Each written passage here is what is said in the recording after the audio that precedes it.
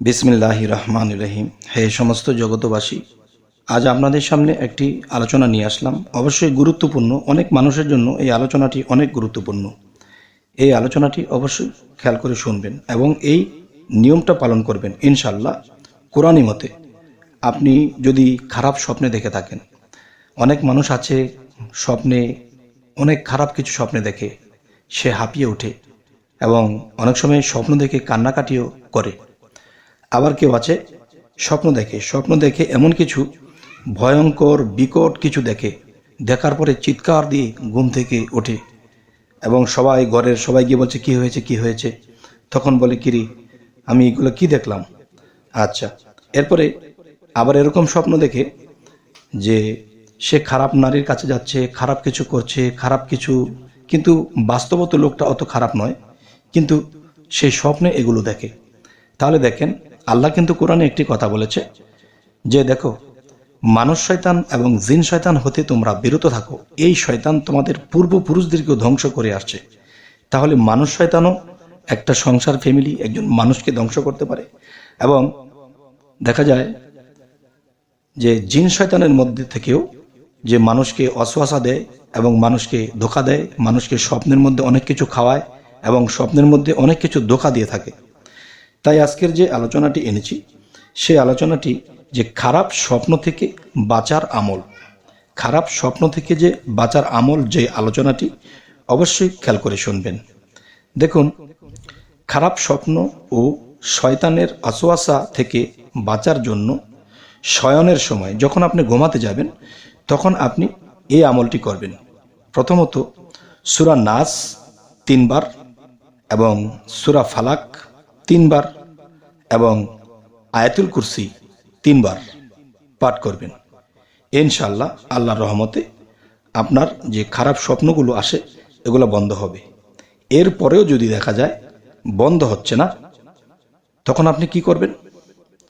তখন আপনি এটাই করবেন যে এ আমলে কাজ না হলে তাহলে যে ছোট্ট একটি আয়াত দেখতে পাচ্ছেন, এই আয়াতটি 3 বার পাঠ করবেন। আচ্ছা, তাহলে 3 বার পাঠ করবেন এবং তারপরও দেখা যায় যে এরকম কিছু হয়, শেষে কি করবেন? শেষে যে দেখছেন যে আয়াতটি, এই আয়াতটি, সম্পূর্ণ আয়াতটি আপনারা 3 বার পাঠ করবেন। 3 বার পাঠ করে আপনার বুকে ফু দিয়ে আপনি আল্লাহ নামের যে কোনো একটা জিকির করতে করতে ডান কাতে ঘুমিয়ে থাকবেন। ইনশাআল্লাহ আল্লাহর রহমতে আপনার মধ্যে যে খারাপ স্বপ্ন আসতো, যে কিছু কিছু স্বপ্ন দেখে কিন্তু মানুষ হার্ট ফিল করে, কিছু কিছু স্বপ্ন দেখে মানুষ কেমন মাথায় পানি ঢেলে তাকে জাগ্রত করতে হয়, এরকমও অবস্থা দেখা যায়। তাহলে আমি বলবো যে যদি এই আমলগুলো করা হয়, ইনশাআল্লাহ আল্লাহর রহমতে কি হবে যে আপনি শান্তি পেয়ে যাবেন, শয়তানের অসওয়াসা থেকে বাঁচবেন। এবং মানুষ শয়তানও কিন্তু শয়তানি করে থাকে। মানুষ শয়তানের মধ্যে আছে একদল জাদুকর, তাবিজ কবজ করে, কুফরি করে, তারাও কিন্তু এটা করতে পারে।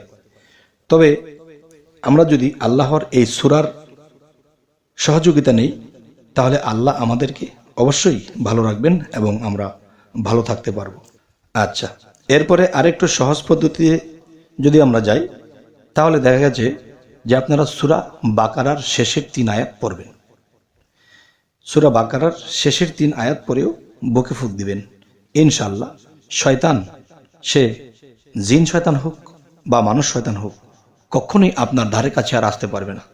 তারা মরি মরি বলে পালাবে, তারা বাবারে মারে বলে পালাবে।